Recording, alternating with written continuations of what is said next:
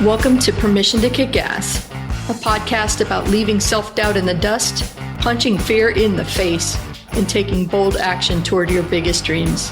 I'm Angie Coley, and let's get to it. Hey there, and welcome back to Permission to Kick Ass. With me today is my friend Matt Hall. Say hi, Matt. Hey, everybody. Hey. Oh. Or just Angie. We're not live. Just talking to you. We're not live. Yeah, it's just you and me. We could talk about everything. Nobody's going to hear this. It's so funny. Like, I had to remind myself to start recording because we got so deep into talking to each other right before I hit record that it was like, oh shit, we got to actually record an episode. We can still chat, right? We can just chat for a while off the record, I guess. That's totally what we're going to do. Well, tell us a little bit about what you do. What's your business? Yeah, my business is constantly changing. And anybody who's like kind of sort of following me has probably noticed that like I've got a lot of different things that I'm always testing to see what sticks. And right now I'm focusing on B2B client-facing businesses. So if you make your money through selling to another business, and you usually have to have some sort of conversation with that person in order to collect that money, whether you're a coach, consultant, copywriter, or whether you're like a SaaS company who has like a big tech platform you have to onboard people for. That tends to be who we're working with and who we're really enjoying working with right now. So that's kind of a shift. Last year I was working with a lot more smaller service providers as I was kind of like recovering from some pandemic related trauma where I couldn't even do copywriting anymore. So it's like, what am I going to do? Everyone needs a website. Here, get a website. So now we're kind of shifting back to other projects where I'm doing a little bit more writing and a little bit of content strategy, a little bit of tech stuff and development stuff. So I'm all over the place. And that makes it so fun trying to brand myself, right? Well, hey, that's the fun of it. I think playing around and experimenting a little bit. I know I've coached some people before where we have some exercises to help them find their niche, right? Find their voice and things like that. And some people are so freaked out about it. Like, once I pick one, that's it forever. I will never work another job again. No, it's for now. It's not forever. You could totally change your mind tomorrow. I mean, it'll be harder to keep up with people. But like you said, you've made a business out of trying different things and seeing what works for you, which I love. Yeah. Yeah. It's like my bank account doesn't care where my dollars come from. They just need to be spendable, right? And so like people are like, oh, do I want to do freelance? Do I want to get a job? It doesn't matter. I love that. I'm writing that down. Every job is just like a project, right? I'm writing that down and underlining it. My bank account doesn't care where the dollars come from. Yeah. My landlord's not picky. He'll take dollars that come from a web design project or a copy project or whatever. You know, they'll take my money. It's fine. That's awesome. See, it's not permanent, guys. You can change your mind at any time. I feel you on that little bit of an identity crisis thing, though, because when I decided to switch to this from copywriting, I had a protracted period of, but who am I if I'm not writing for people, if I'm not marketing? I'm over that now. But the identity crisis is real. Yeah. Now, okay. So when I first came across you on the internet, it was in Warrior Forum way back in the day. Oh, shit. And I was living in the Bay Area and I was like, oh, this person, Angie, she says she's also in the Bay Area. Kind of, we never met in that time. We met in like Brooklyn, I think, for the first time in person. But like, that was like the whole introduction to this whole copy world. And so my entire like identity of you has been direct response copywriting. And now it's like, oh, you're making this pivot and doing something different, which is like super rad. And I think a lot of people are doing this post-pandemic, right? Where we had this time to like evaluate what matters. Who am I really? Right. I think a lot of us went through this nostalgic period where we're trying to go back to somebody we used to be. And we were faced with the reality that like, I can't be that person because I know what I know now. So who am I going to be? How am I going to keep what I have and then build on that to become the best person I possibly can be? Let me know if you figure it out because I haven't yet. No, I'm figuring out a little bit at a time every day. And I think I won't figure it out until the day I die. And I am revealed to the universal mysteries, whatever happens next. But it is interesting because even with everything that I've done in Warrior Form, man, that's going way back. Yeah. Like more than 10 years. That was when I was like beginning. And when I thought that all of marketing was about like who could brag the most. And who was basically the most obnoxious person in the room. That's what I thought marketing was at first. Even now my business is evolving. I've been doing the podcast for just about a year. Somebody pointed that out to me yesterday and was like, do you realize that like just 1 week at a time, you have a whole body of work? And I was like, shit. Wow. That's right. I have to go celebrate now. It's been almost a year. I've got 53 episodes out now. Wow. And even now, what I thought it would be when it started is evolving. And there's going to be this whole play element to like, why the hell do we work so hard to build a fucking business if we're just going to live in the business and die in the business and never have any fun? Right. Why are our businesses so boring? Right? Yes. Why are we going back to Warrior Form? Every Warrior special offer was just a carbon clone of the one that came before it. $7. Right? Yeah. People selling the same $7.97, $1.97 offers over and over and over again. Spoiler alert, none of those are going to bring the success he wants, right? Mm-hmm. But we're doing the same thing, or at least we were before the pandemic, right? Where we have these like leaders we're looking up to, and I have to have the same clean style on my website that they do. And now it's like, nah, nobody cares. Get weird with it. Just be weird. And people want that. People definitely want weird. I felt like such an outsider to business for a long time until I got to the bars. You know, David, we were talking about that right before we started recording too. It's like this show is kind of the discussions that happen at the bars when you're just one-on-one and you're trading war stories back and forth with another business owner. But, oh man, the stories that you would hear from other people when you're just face to face about the shit that goes wrong. And like, I don't know, man, I'm about ready to give up. And it's crazy. Well, and everybody's always facing that, right? In some way or another. Like January 1st, I woke up and I was like panicked about my rent in like March or something like that. Because, I've lost my sense of time during the pandemic, except for my anxiety, which now is the ability to think months ahead than it used to. So that's awesome, right? Oh, goodness. Now I'm like, oh no, June, what's going to happen? Well, okay, we're recording this in February. June's going to be fine, dude. But, I sat down and I was like, counting up my numbers for the month. And I'm like, oh, I'm actually, without even trying, doing a lot better than a lot of people are after years of doing this thing. And I'm like accidentally killing it. I don't feel like I'm killing it. I feel like I'm a loser, right? Like my whole goal for 2022 is to like be more confident.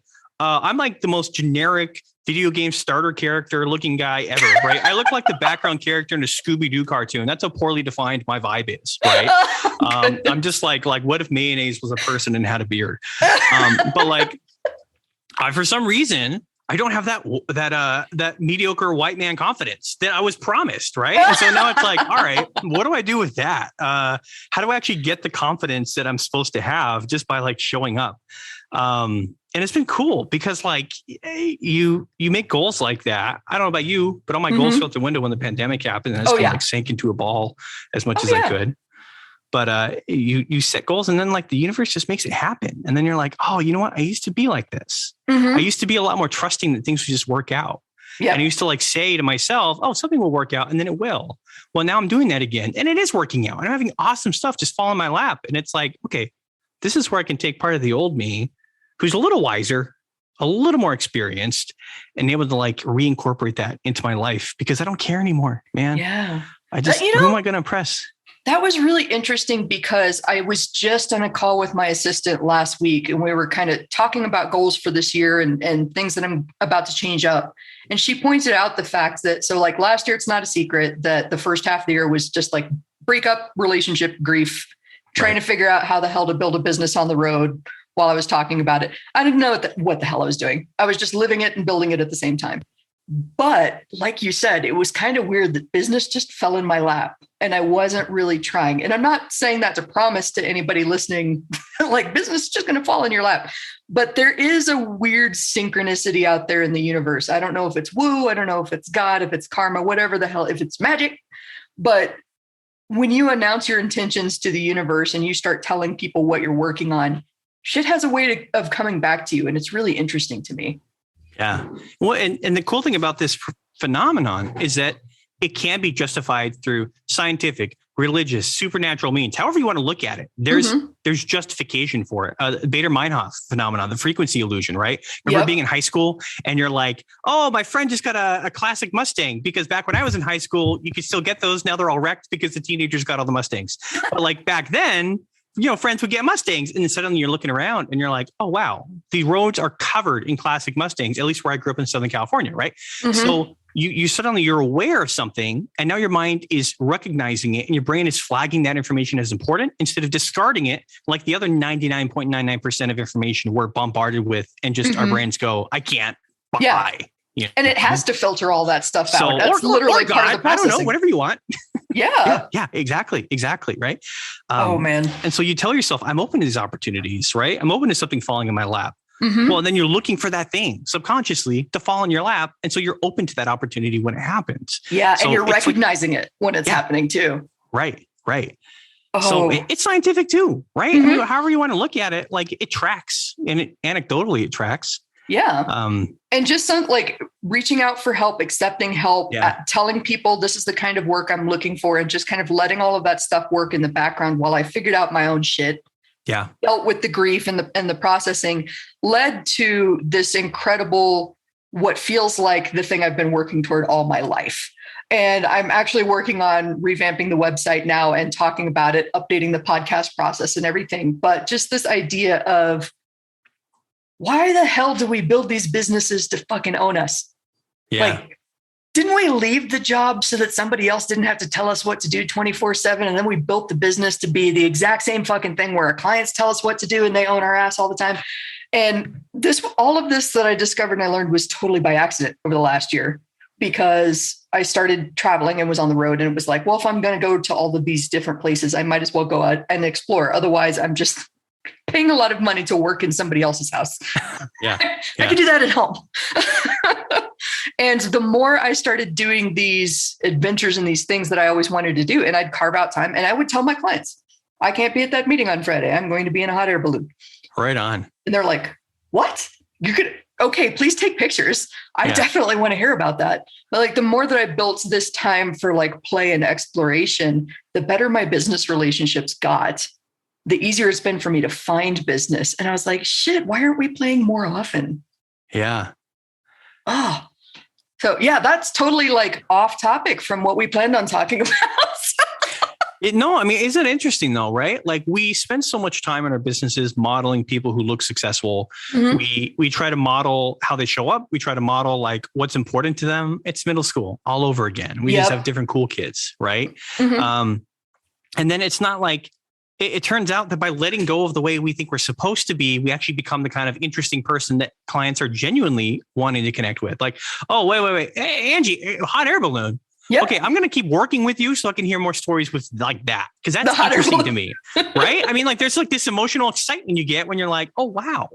That's so novel versus like, oh yeah, my friends and I or my family are going to go sit on the beach this weekend and I'm going to have my laptop like a, you know what, advertisement, Mm-hmm. I mean, it's just like, that's not interesting. That doesn't actually engage people. That authenticity does. So you have to let go of that identity thing and just like embrace fun. I feel like I was blessed because a couple weeks ago, I was floating this idea for this kind of updated direction by a mastermind group of mine. And I said something along the lines of, I'm here for two purposes: to live the ever-loving shit out of this one and only life we've got, and to help 7 and 8 figure entrepreneur. And literally one of my friends goes, blah, blah, blah, back to the first one. Don't care about the second one. Boring, not you. Go back to the first one. And I was like, this is my life. I'm surrounded by people who will actually call me when I lapse back into boring corporate shit, because they're like, that's not the Angie I'm here for. Yes. That's awesome. I mean, that's how you found your people though, right? Who like, they see you, right? Yeah. And they see your potential. And then they're like, what are you doing? This is dumb. Not only is this like not you, it's also boring. So like your trade-off of sacrificing your identity to try to appeal to me is a failure. Just be you, dude. Like, don't. That same mastermind said something very interesting to me this morning too, which is like, it's not your job to convince other people to love you. It's your job to be 100% yourself and open the door so that people that love you can walk in. Yeah. And I love that. And I definitely want everybody listening to hear this. Be you. You don't have to be a filtered version of you. There are people out there that love the way that you operate, There are people that love grumpy ass people. There are people that love snarky people. There are people that love Disney nerds like me. There's room for all of us. There's 7 billion people on the earth. Oh, goodness. Well, and I've been thinking so much about what you just said, right? That idea that like you're creating space in your life for the right people to come there. Mm-hmm. And that's an act of faith. Yes. Right. You're like, it is terrifying. Mm-hmm. There's no guarantee that it's going to happen, but that's what makes it such an incredible process for you. Yes. Mirror like a religious faith process, right? Like you're taking this step into the dark saying, okay, I'm going to trust that whatever I'm going to do is going to work out, that the floor isn't going to open and I'm not going to fall directly into the center of the earth or whatever we're afraid of, whatever abstract fear we have. But like the fear that like, if I'm not myself, or if I act like myself, if I act like who I really am, no one's really going to love me, no, like the faith, the way to approach that is I can be myself and I'm trusting that the right people will come into my life and give me the support that I need when I need it. And I'm going to keep going forward with that faith. Faith is a principle of like action. Right. Yes. I've heard that explained once. And it's not just like sitting back and believing something, but it's moving forward in a way where you believe in a certain outcome. And whether that's religious, whether it's like personal, it's this principle of movement. And if you're not moving, if you're not doing something and creating that space for faith to happen, then it's not going to happen. And again, we talked about this a minute ago, right? There's scientific background for this too. You're a frequency illusion, right? You're acting in a way where you're assuming something is going to happen, which naturally creates more space in your life for that thing to happen. Oh yeah. And if you want to get universal and woo about it too, it works as well, right? You're manifesting it. The secret is if you want to do something in your life, start doing that thing and then it will happen. Oh, wow. Let me sell 1 million DVDs. Right. But like, it's just not, I think we're missing that aspect in business. Really? For so long. Yeah. I think for so long, people were, there's got these, I don't know about you, but as a person of faith, I've been thinking a lot about the deconstruction of religion in the United States in the last 2 years. And I've been thinking about the disconnect between the message to love your neighbor and people who won't put on a damn mask when they go to the supermarket, right? People who are like complaining and literally getting in fights and shooting other people over things that are like, oh, it might help somebody. So what does it cost me? And I don't want to get too much into that for your audience because I'm sure people don't agree with me, and that's okay. Yeah. But like my faith community actively came at me because I was like, hey, folks, this sure looks real. Maybe don't go out and like hang out with everybody and spread this thing around. And people were like attacking me. And it's like, wow, you realize that they're holding on to this idea that if I live my life a certain way, I'm guaranteed in a result. Well, that's not faith, right? Yeah. That is trying to control your world. That is acting out of fear because you're afraid of what might happen. You're not letting go of that. So, it's just been like fascinating to watch this mass group of like people my age, leaving their organized religions and, deconstructing what they were learning and then realizing I'm going to keep this part. This part's good, but I'm going to let go of a lot of the stuff that's actually more about social control. And anyway, in business though, I like that because I left organized religion a long time ago. And I've said before, I don't know what the hell I believe. I know that what I believe is that humans can't possibly be the smartest animals in the universe because otherwise we're fucked. There's got to be something smarter than us out there that is like pushing us in the right direction. So I don't know what I believe, but I agree with you largely that a lot of that has become like a mechanism for control. And it hasn't become about that founding principle of like, love your neighbor, give a damn about the people around you. Hey, that love that you so desperately want, that validation and that acceptance that you so desperately want comes from you giving it to other people first without expecting a damn thing in return. Woo, I got up on a soapbox just then. No, but that's it. Right? The Beatles sang about that, right? The love you take is equal to the love you make. Yeah. Yes. Okay. Right. I mean, like they are so far from being like preachers, right? You get a bunch of like heroin addict rock stars who are singing about that, but they're getting it right. Yes. Right. And so you see this disconnect between like the institutions who are supposed to be providing this guidance and then the reality of it. And I think even in business, you look at the business world, right? There's a lot of, we'll say faith adjacent business messaging that actually is based in fear. It's based in FOMO. It's based in the idea that like, if you're not living your life in a certain way, well, God's not going to manifest his blessings into your life. So you got to like, join the 700 club or whatever it is. Right. or whatever the influencer business coach version of the 700 club is. Cause there's a lot of that in our space. Yeah, there is. And so like the actual idea of real faith, right? The idea that like, I don't know what's going to happen. I can't promise a result. I can't promise a guarantee. That's terrifying. Yes. But facing that terror is so damn empowering.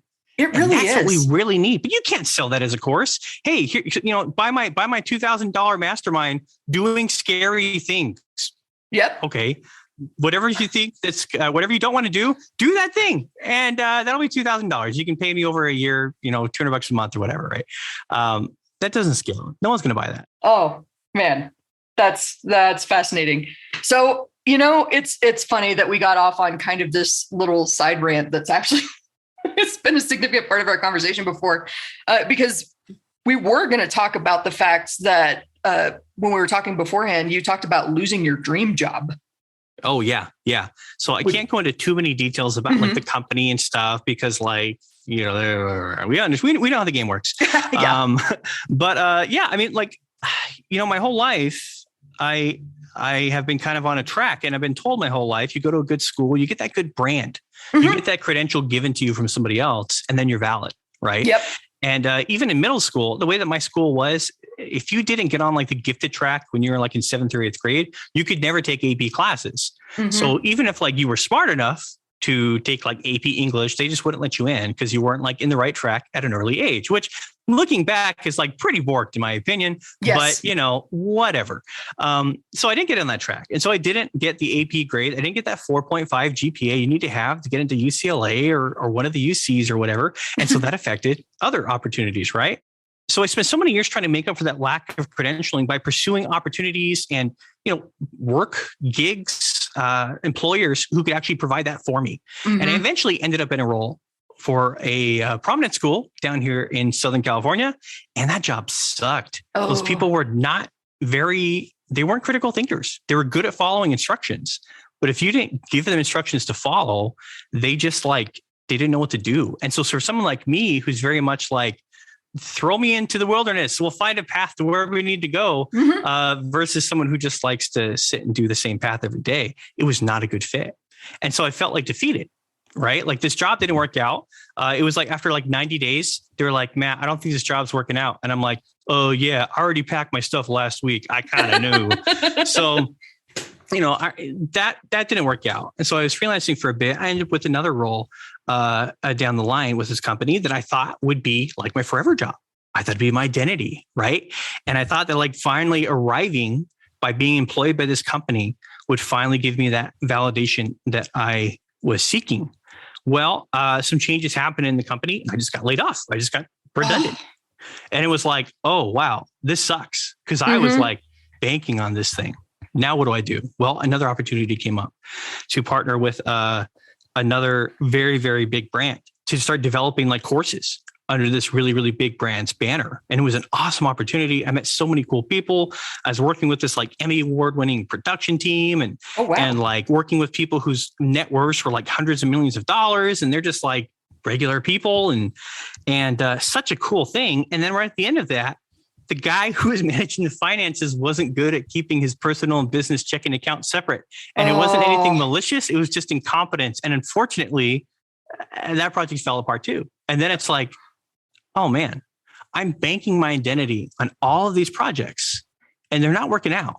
I keep chasing this external sense of a source of validation and credentialing. And I think maybe if I do this gig, finally I'll be valid. And I realized at that point, this is just not working. Like there's something and the pandemic had happened by that point. And so like, not only am I having this personal sense of identity deconstruction and loss, but also we're collectively experiencing this loss of like, communities and loved ones and the illusion that there are institutions who have our best interest in mind. I don't think anybody believes that anymore. Right. Like as an elder millennial, my entire life is now becoming disillusioned with people who are supposed to look out for me and realizing, no, that's not going to be the case. And so having all that happen at the same time, it was actually really good though. Because it led me to this place where I had to just stop caring, just completely let go, like we've been talking about, right? That also led to an ADHD diagnosis, which is like, oh, that explains a lot in retrospect. Oh, why did I not fit in with people who are really good students who like following the rules and doing everything the same way every day? Oh, because I have a hunter brain, not a farmer brain. So good to think about it that way. Yeah. I'm glad that mental health is becoming a focus and that people are getting those diagnoses that help them put their experience into context. Because like by now, most of us that have gone undiagnosed for a long time, like we've just learned how to cope with it. Yeah. But having that little extra piece of information, I think it just puts the whole picture back into focus and is like, oh shit, okay, everything makes sense. I still know how to cope with this moving forward because I've already got my toolkit here, but this makes so much more sense. Like you go on Reddit and you're like looking at tips for like how to manage your cope. And you're like, I've learned 90% of these on my own through trial and error, just through having to like figure it out and stay employed. And then you actually start like, getting the assistance and help you need. And then you have like a superpower and you're like, oh, wow, all the stuff that I've learned how to do on my own is now giving me incredible powers to like look at the big picture and do the small stuff. And anyway, it's rad. And that clicking into place right around the same time, I was like abandoning the illusion that I could be somebody, I don't know, just be something that I'm not. I'm not cool in a David Bowie way, right? How he's like not cool, but that makes him cool. I'm not David Bowie, right? I was talking about this before the recording started, right? I'm not like David Byrne, like weird and quirky, and that makes him like, oh, so rad, he's going to sell 1 million albums. No, I'm just like off-putting to some people, right? Like the way that I like the energy that I have. I know I annoy some people. Oh, me too. Like I don't dress cool. I just dressed weird, but that's okay, right? And like I think what you're saying about play, it's really part of it. Like, I don't even understand anymore what is going to, like, you would think as a writer after all these years that I have some sense of what people are going to resonate with. But half the time I'm just throwing shit out there. I don't know what people are going to react to. And the most that people have, like the most passionately that people have reacted to me recently was me saying, I'm going to put my butt on the four corners. I'm creating a wardrobe that is Stevie Nicks meets Disney villain. And like, they care about the quirky shit that I'm going to do, which is the total opposite of these. I had a similar experience growing up where for a long time, I wrote this down and like circled it. Being told what to do was the thing because I trusted that they knew more than I did. And there was a reason for them saying it. But now that I'm on the other side of that and I trust myself, I realized they didn't know what to do any more than I did. It was just like an artificial control mechanism. Yeah. This is what I was told to do. So you got to do this too. Fuck you. I don't have to do that. Yeah.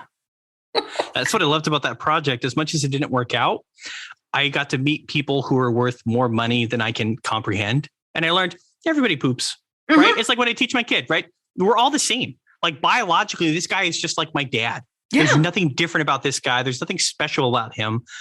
He's just had different opportunities. So why am I doubting myself, right? Like, why am I not just approaching this with the same confidence this person seems to have? Well, it was interesting. I was talking to another person yesterday who pointed out the fact that I was freaking out because I have this high ticket offer that I want to put together and I'm scared to launch it, right? Like we talked about this right before we started recording, that it never really goes away. There's always just that undercurrent of like, will it work? Will they like me? Will they hate me? I'm going to go back. It's all there all the time. But I'm talking to her about this offer and she just sits back and goes, so over your travels, has everything gone perfectly? And I was like, well, no, here's the time this went wrong. And here's the time this went wrong. And then it wound up actually better than I planned.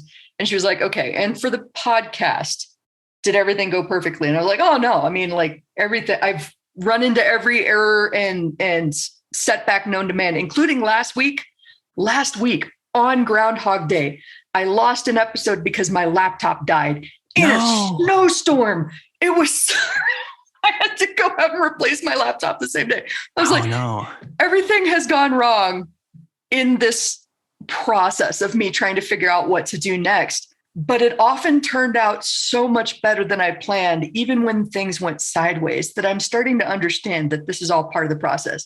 Take a step, shit goes sideways. Okay, got to adjust now. Like that whole act of just making a decision and moving forward, I think is the ultimate power. Yeah. And that like, even if I mess this up, it's okay, right? I'm not a surgeon, right? I'm a marketer, right? And we put so much pressure on ourselves to deliver the best possible work as if like, this has to be perfection. This has to be the control of controls forever and always. It's not gonna be, right? It never is going to be. Like, I had a control on a very big website for like a year and a half. And I was pretty damn proud of that. It's no longer there. And now I have to go, oh, I can't just like show off my work by sending people the URL to their homepage anymore. Bummer.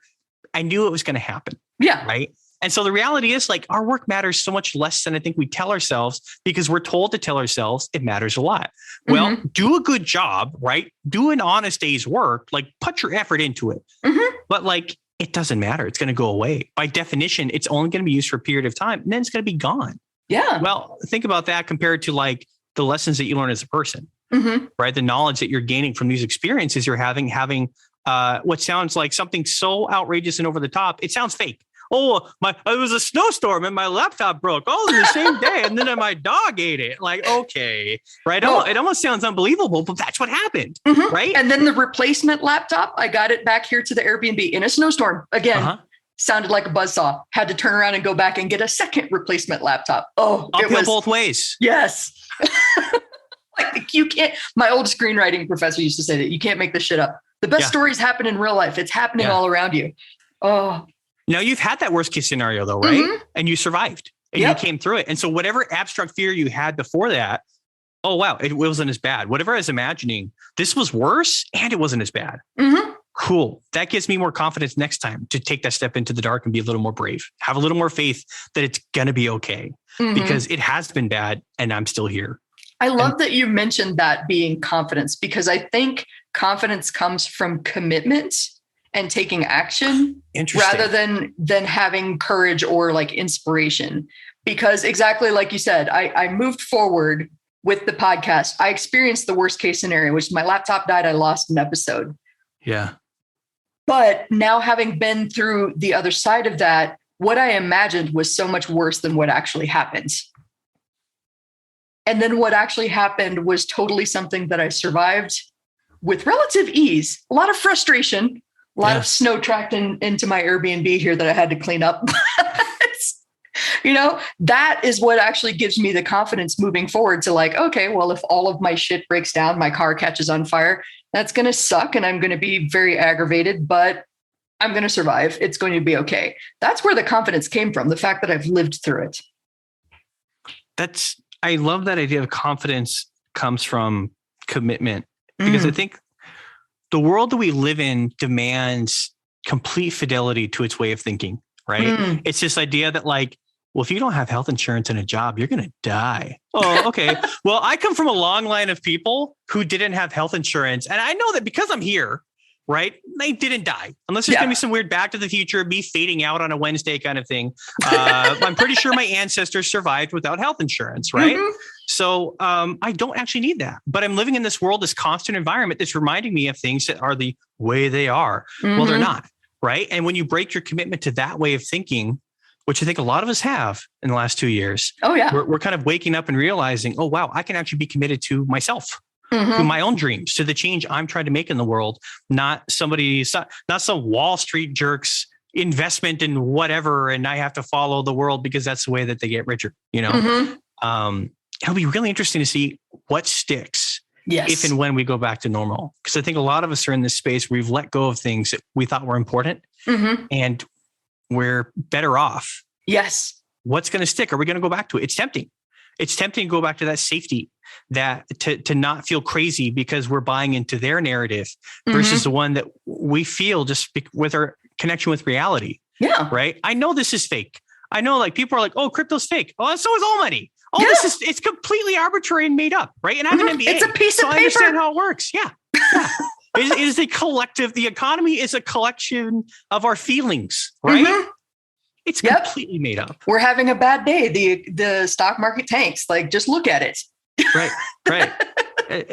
But are we? Because my day feels the same otherwise, right? Yeah. But we still feel that fear and that anxiety. And I think, like you were saying before, it's a control thing, right? How do we get through that? We're committed. I love what you said. Confidence comes from commitment. We're more committed to our vision of what we're trying to become, free from someone else's vision of what we are limited to. Well, and You know what's been freeing me so much too is I made a conscious decision about halfway through last year because I just couldn't at a certain point with the logistics of travel, figuring out how to build my business after I left the world of copy, and all the relationship grief, all of that crap. I just reached a point where I couldn't do it anymore. So I stopped watching the news. And an interesting thing happened. I got my peace back because I really didn't know what was happening in the world around me. Like at one point in Nashville, I remember my friend mentioning something along the run on gas is about to start. So I looked it up and I was like, oh, Colonial Pipeline. Shit, I better get gas tonight. I had to go to 5 gas stations, but I did manage to fill up my gas tank. And then when I got to Asheville the next day in North Carolina, I just stayed in, was like, I'm not going to deal with this crap. It's not worth getting punched in the face trying to get some gas for my car. Just going to sit tight. It's going to be back on. Yeah. And life has been so much more peaceful. I've even gotten caught off guard a couple of times where like I walked outside and there's like hurricane force winds. Oh shit. I haven't been reading the news to the point where I don't even know what the weather is until like the power goes out. But this is what life used to be like, right? For generations, there was not this access to information when a storm is coming, what's happening on the other side of the world. And it's almost, to go back to what you were talking about, the brain filtering things out, just overwhelm. It makes you feel like everything's ending all the time. Ugh. Yeah. Don't watch the news. That's basically my LinkedIn rant about don't watch the news. I mean, but that's good advice though, right? Like, I think, being really well informed used to be my superpower, right? Mm-hmm. Where first of all, I don't watch the news because that's like, it's like Batman Forever. Remember that movie? Terrible movie. But there's that like brain sucker thing that sucks them into the TV and they're like getting brainwashed, right? That's the news, right? It's like this whole like, okay, let's make sure your thought patterns are aligned with what we want them to be because we're all owned by the same 2 corporations, right? Yep. It's nonsense. And so I read the news because I'm a little more critically engaged when I'm reading about the news, and I can think critically about like whether something is like, this doesn't feel right. This doesn't pass the sniff test versus something that seems real. Well, now that completely backfired in the pandemic because the ratchet got turned up so high. Yes. My sense of time is broken. So I think 2020 was last summer. It was 2 summers ago. Yep. But the summer of 2020, holy shit. Right. I mean, just like the world's burning down. Right. And I was in LA in the 90s when all the riots and stuff were happening. It's happening again. You know, it's just insane. But like that doesn't affect my day to day. Yeah. I can still go to my Target and get my toilet paper or whatever I need because that's not burning down. But that fear. Right. And that sense of like omnipresent, what the president is doing today matters to me. It does not matter. No, I mean, that guy doesn't matter. And I think the guy we have right now especially doesn't matter, right? I think some guys can matter. This guy doesn't. He's just, it's fine. And that's good. Because he was like, I should be able to ignore him. But my brain's like, can you? Yes. What if something happens? What if he makes the announcement today that he's continuing to not forgive student loans? Oh, wow. Big change that would be, right? Yeah. I know. And we just get sucked into it. Yeah, it's so easy too. I remember like when I first made the decision, I kind of argued with myself in my head, what if you miss something important? What if you miss the nuclear bomb has been launched and you should shelter in place? Like, well, if I'm in the place where the nuclear bomb hits, I'm dead anyway. There's not much that I could have done about that. So like, does knowing that my doom is approaching really help? I don't know about that. And in the interim, being out and about, even in pandemic times when people are largely scared and afraid to talk to each other, like they're afraid to breathe in each other's space, especially toward the beginning part of the pandemic, because it could mean death, could mean the loss of everything I love. When I was on the road, the people that I met were so kind. I remember it's a place called Clancy's in New Orleans, which was the first place that I stopped on the road. And I'm sitting at the bar and you have to sit 6 feet away from the other people and you have to wear your mask until you get your food. And it's fun. And I'm just sitting there kind of scribbling in my notebook and I order the food. And when the neighbor's food comes out, I look at it and I was like, oh my God, that looks amazing. And she goes, you want some? Cuts a piece of her pork chop off, has the bartender bring it down to me. And she was like, you can't get this on the menu because we're regulars and they love us. So they make this for us every time we come in. But I thought you should try it because you look like somebody who's from out of town. I was like, is it that obvious? She's like, yeah, it's pretty obvious. But it was funny. A complete stranger, before even knowing my name, is like, here's a piece of my pork chop. You should have some. Yeah. I've met people like that in every place I have been for the last 15 months. But if I listened to the news, I'd be convinced that all those people were trying to kill me. Yeah. and take what's mine. Ugh. Mm. So what do you do? Because I find myself going in cycles Mhm. where I'll get like in a really zen state. I'll be in a good place and I'll be like really like grounded with myself and my identity in the universe. And then like something will happen and I'll end up like doom scrolling. And then I'll just get back in the same cycle of like checking Twitter to see what the news is or whatever. Right. Mhm. So what do you find works for you in helping you maintain that healthy disconnection from Ooh. that constant signal? I love that. That's such a great question. And it's really helped that psychology mastermind that I was telling you about earlier, that I've been doing that for a little bit over a year, because it has empowered me to say, I'm a human being and I'm going to fuck it up. So, yep, every once in a while, I'm going to get caught in a doom scroll. Every once in a while, I'm going to have an anxiety attack so big that I'm like, I forget who I am and how hard I've worked to get here. And I think like, it's all going to fall apart tomorrow. I'm going to go bankrupt and everything's going to catch on fire. It's doom and gloom. And then I take a walk or a nap, or I eat something because my blood sugar has gotten low and it's just, driven me off the deep end. And I remind myself that it's not as bad as it feels. Breathe, move, try again. And I know that sounds like very simplistic, but it works. Like, we're all so in search of the magic fucking pill and think it has to be way more complicated than that we lose sight of those little opportunities every day to reset, I think. And yeah, I'm not immune from this. I definitely doom scroll. I definitely get anxious. I definitely have sleepless nights, but just learning that I have the power to go, okay, well, I had a bad couple of days. Let's try that again. And I get as many day ones as I want to, as long as I'm alive. I get to try again tomorrow and the day after that and the day after that. And every time I try again, I get a little bit closer. And that's what I love about this life. Like, every time I try again, I'll get a little bit closer. I love that so much. I feel like the big lesson that I've learned in the last year and a half or 2 years has been one of self-forgiveness. Mm-hmm. Right. And we go back to there are institutions that say, this is how you receive forgiveness. This is how you do this or that. They say that you can be forgiven, right? They say that you can let go of the things that you've made mistakes on in the past. I went to a really, really religious undergraduate school.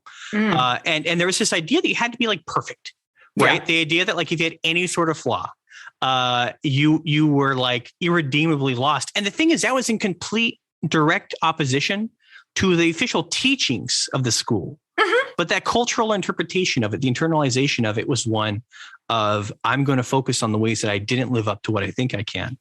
And I think the last year and a half, 2 years, that lesson of, oh, I'm going to mess up. And that's fine. That's okay. Right. Like, it's about moving forward. And there's something has clicked. Letting go of something, maybe it's the expectation that like, I'll be cool. I don't know, mm-hmm. Whatever that is, right? That expectation that like, I need to fit into an employer's idea of what I should be.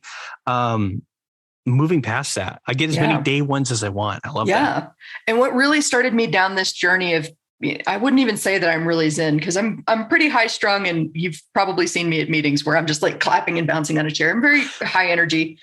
You can be excited and zen. I don't think you have to be like a stoic, quiet, boring person. I think you can feel joy. Yes, excitable zen. I'm going to brand that. Put it on a fucking t-shirt. Yeah. Here's what I say. A raccoon is the most zen of animals, right? Would a raccoon do it? If a raccoon would be excited, go for it. Yep. Hell yeah. Well, like, what got me started down this was my best friend and I, we've known each other for over 20 years at this point. But at one point we had a very deep conversation where it was like, why are you being so fucking mean to yourself? Would you ever say the things that you just said about yourself to me? And having that aha moment of like, oh, wow, I am mean to myself. I say shit inside the privacy of my own head that I would never say out loud to another human being on the face of this earth, because I know that they would hate me. They would probably set my car on fire. Like, it's mean, super mean. So we instituted a rule shortly after we had that, and it's been at least 10 years now, where it's like, I have to talk to myself like I would talk to my best friend. I have to talk to myself like someone I give a damn about, with a relationship that I want to preserve. And that changes the way that like I not only think about myself, but I think about other people. Because it's like, I'm just where did I read it? I read it with Rhonda Britton in a book. Like, I'm just assuming that they're innocent, that they made some sort of mistake in the way that they spoke to me. And yeah, I found that a little bit offensive, but I'm just going to let that go for now and be like, hey, are you okay? That was a little bit harsh. You know, I don't know where I was going with that, other than it taught me a lot about how to interact with people and how to be more comfortable in my own skin. Starts with stop being mean to myself. Yeah, but Angie, if you're not meaner to yourself than your enemies ever could be, well, then how are you going to get ahead of them? Right? I mean, I always used to tell myself, my enemies will never hate me as much as I do. Okay. So it's like, you've got nothing on me, man. Listen, my internal dialogue is so much more cruel and critical than you ever could be. And it knows exactly where to hit. There's nothing you can say to actually hurt me. Because I'm already doing it inside, right? Not a super healthy way. And I that idea that you have to like love yourself before you can actually love others, right? You can't actually be totally open and emotionally vulnerable enough to truly love somebody else in a charitable way, unless you're feeling that way about yourself. And I say that as I figured it out. I have. I'm really bad at this. I'm working on my self-talk. It's something I need to do because it's I focus on my flaws as well internally. Yeah, I think we all do. But like, think about how you would talk to your best friend or your child or your spouse when they make a really big mistake and it's like clear that it was their mistake. Don't you go to them and be like, hey, it's all right. You're a human. You're going to fix that. You're going to figure this out. You're the smartest person that I know. You've got this. It's okay. There's life after this. We're going to be fine. You would talk like that to somebody that you care about, but yourself, you'd be like, it's all over. I'm a piece of shit. The news is out. Like, they know I'm never going to work in this town again. Yeah. And the truth is nobody cares. They're not paying attention as much as you think. Oh, Dawson's here. Nobody cares. Oh, this guy messed up on one project. Oh no, nobody cares. Nobody cares. It's fine. It's nobody fine. knows. Oh, and it's, oh, this is fascinating. I know. I'm looking at the time and realize, oh my goodness, we've been going for a long time. But like, this is the exact kind of stuff I feel like we need to be talking about more in our space, right? Like, we have these safe, I'm clearly getting ready to launch a course, methods of talking about these things. Yeah. But then there's like the real, like, no, like I'm struggling with positive self-talk, you know? And there's no pat way for me to work through this other than practicing and being okay that I'm going to keep failing at it. It's going to take me a lifetime to learn this lesson. I learned from the best, who's a grumpy history professor down here. It's like, that's my dad, right? He's the best at negative self-talk. I learned from him, right? And I've mastered it myself. Well, now I have to unmaster something like that. And it's almost the cool thing to do too, right? To be mean to yourself. Yeah, right. It isn't, right? Isn't that so frustrating? It's there's no way to win, but that's of course by design, because then that keeps us in a state of fear and being committed to taking somebody else's path forward because we're afraid that we don't trust ourselves enough to follow what we know is, it all comes back around. Oh yeah. Maybe we need to start a cult in the mountains or something. We can all just go. Well, it's interesting that you brought that up, like the way that we talk about it when we're getting ready to launch. At one point last year, I want to say like 8 months in, I just got too much of the, you need to write about your travels message from people. And I knew that I needed to, but I was just blocked for some reason. And when I was finally like, all right, I'm going to write your fucking post. I don't want to be your fucking breakup guru. And I just spilled like, I'm not okay. I don't know how to deal with grief. I don't want to be some Zen teach you how to deal with your breakup and come out the other side, eat, pray, love. Like, that's not where I am. And that kind of opened the floodgates and actually allowed for the healing when I did start to write about it, but I wrote about it in my own way because everybody want to know where I eat and they want to know where the adventures are and the cool people that I'm meeting. And I'm like, you don't want to hear. What kind of pencil do you use, Angie? Tell me what kind of pencil you use. You don't want to hear about the fact that I melted into someone else's couch watching Netflix for 2 weeks, like, because grief and depression are real, right? And they happen to the happiest of us. And it's okay to be human. Well, and that gives me so much more hope than like, oh, wow, I had a really good meal at this little diner on Route 66. I can watch HD TV for that or whatever. But knowing that, like, oh, wow, Angie's an awesome person. I know that you're an awesome person. I know that you're doing really cool stuff. And I know you've been doing cool stuff for a long time. And so the fact that you're spending 2 weeks watching Netflix on a couch, oh, wow. Awesome.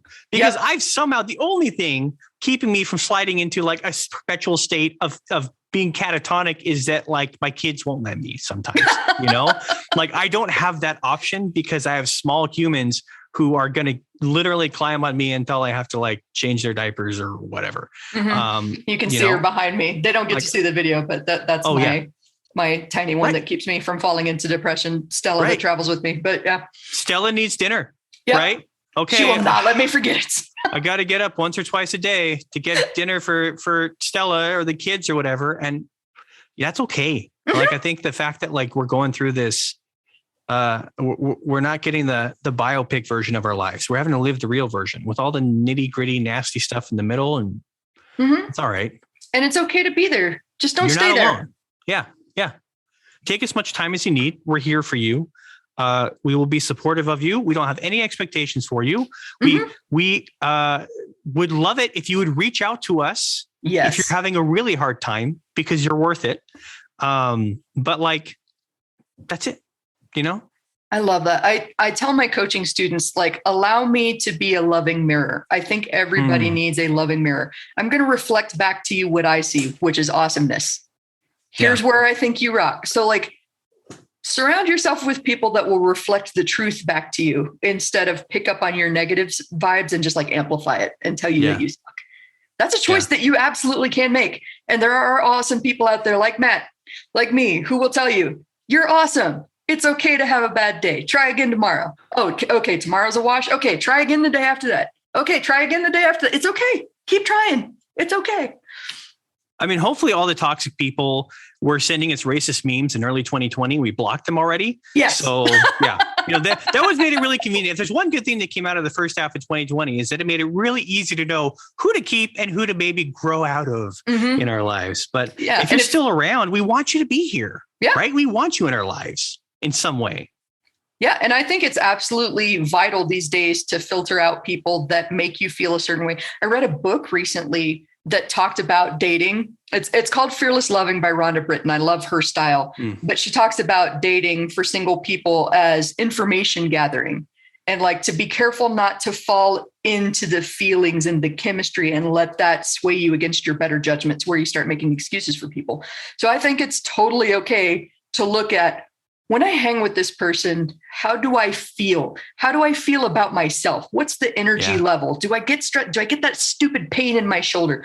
Okay, maybe this is somebody that I don't need to hang out with because, again, there are 7 billion people on this planet. There's probably somebody that doesn't cause a massive pain in my body when I hang out with them. That's not this person. Cut them out. That's what gives me hope, right? I'm here in my weird, unique circumstance. The odds are there's somebody else like me somewhere in this big world. And I don't know where they are. I don't know what they're doing right now, but like, I mean, that's what got me through. I'm really, really lucky and that I'm in a stable relationship. I understand that that's not a small thing. And I'm really grateful for that. But like, I spent my entire 20s in a community where everybody's getting married at 21, 22. And then I'm like 28, 29. And everyone else is like, oh, there's only losers left. Sorry, you missed your train. It's like, well, wait a minute. That's horrible. I've got a master's degree. I'm like trying to do a business thing. I'm doing the best I can, with an undiagnosed learning disability on top of everything, right? And that idea you have to be perfect, right? Yep. Well, but I think what got me through that was this idea that because I'm here, there has to be someone else here like me. Someone else, and something is going to work out. I think I'll end on this story because I know we're like way over time. I want to end on this story because I think it's one that I think brings it together nicely. I was living in Provo, Utah. I don't know if anybody's been to Utah at all, but there's Provo, Utah, which is like 40 miles south of Salt Lake. And I was living with some old roommates and it was a good time. And I just felt like I had a job and I just felt like, I need to move to Salt Lake. I don't know why, but I feel like I want to be there. And so my lease was coming up. I signed a new lease for an apartment in Salt Lake City. And I didn't know what was going to happen, but I thought, what could possibly go wrong? I'll just have to commute. It'll be a long commute, whatever. Well, I got laid off from my job like a week before. Turns out I lost my job because I had ADHD, but I didn't know it at the time. They're like, oh, your attention to detail for this specific task is not very good. Oh yeah. Well, now I've learned to cope and then like to make up for that. I've learned to build in systems, but anyway, at the time I didn't have that. So I go, oh, cool. I don't have a job and I have a new apartment and my rent's going up pretty significantly. What am I going to do? I put on Facebook, hey, I'm looking for full-time work. I'm no longer employed. One of my clients who I just met randomly said, we need someone to be a blogger full-time in-house. And we're located in Salt Lake City. They brought me in. I got a job. Nice. And that led me to my career. He left a month later and I was like, went to the company and said, I want to be your first content strategist. And that led me to an entire career where I'm now able to support and provide for my family in like a really expensive metro. And I don't have to worry about that. Even better, because I lived where I did. And because I was within 6 geographic miles of where my wife lived at the time, when my friends came out to visit for the weekend and set up a Tinder profile for me, I found my wife. Right. We messaged each other. I've been on, I have 100% success rate on Tinder. I've been on one Tinder date and that led me to getting married. Right. And like, if I wasn't in that place at that time, at that right moment, I never would have met this person that I get to build a life with. And like, you know, nobody's perfect. Right. Like we have challenges. Last 2 years have not been super cool sometimes. Yeah. Right. But like, I just look at the way that taking those leaps of faith has always served me well. I looked at how I was trying so hard to hold on to me being in control, especially when the pandemic began, especially when I had this job that I thought if I stick with this job, my life would be okay.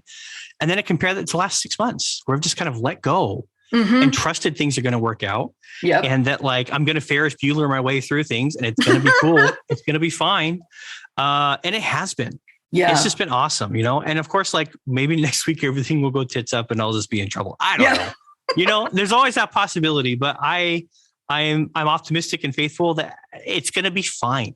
And I think anybody who's right now trying to figure out what they're going to do, just showing up is a really great place to start. And we're glad that you're showing up with us. Let's figure out what your next step is together, you know? Amen. Just try. And if it doesn't work out, trust that if you keep trying, it will. Yeah. Something will work out. Amazing. Yeah. I love that story. You're right. That was the perfect way to tie it all up and end on. So tell us more about your business, how we can learn about you, which website, all that jazz. Yeah. So I have the ability to look at the big picture and to see how everything gets connected, to see what parts are missing and to know exactly what you need. I'm also somebody who has a lot of different skills because I like learning about a lot of different things. So we're now tying that into a package that's been really kind of helpful. It's really tailored at client-facing businesses, copywriters, coaches, consultants. If you're somebody who wants to focus on the relationship with your audience, who wants to focus on those human connections that matter and let someone else deal with all the tech crap in the background, with someone else who can help sit with you once a month and say, hey, here's your strategy. You have a podcast episode coming out. Here's when you need to send that email warming people up. Here's when you need to post about it on social. Don't think about it. Just follow the plan. We're going to set up with you every single month.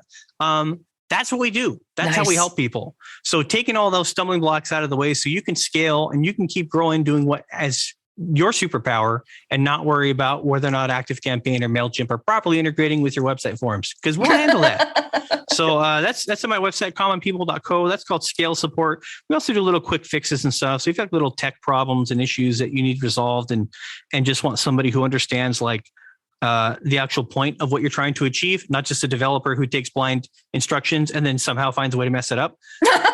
We're for you. I am a trained conversion copywriter. I do understand what the heck your words are supposed to do if you're a copywriter. And I have an MBA, I understand business. So we think about those things when we work with you. Yeah. Anyway.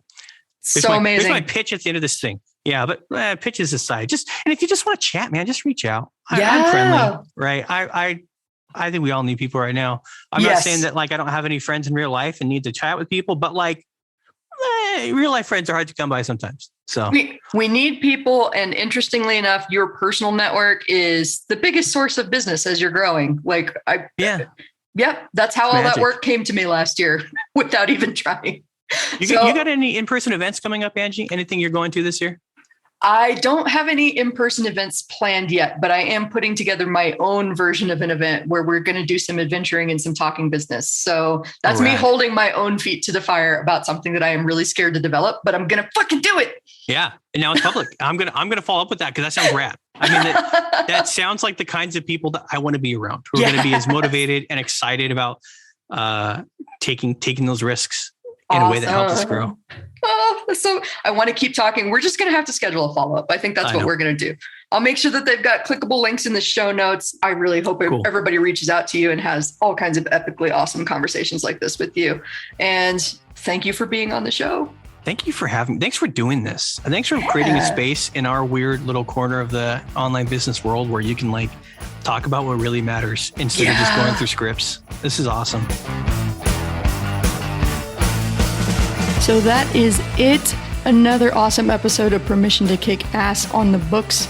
If you want to know more about the show, if you want to know more about me, Angie Coley, and the mission I'm on to help entrepreneurs punch fear in the face and do big, bold things, then head on over to permissiontokickass.com. That is all one word together, permissiontokickass.com.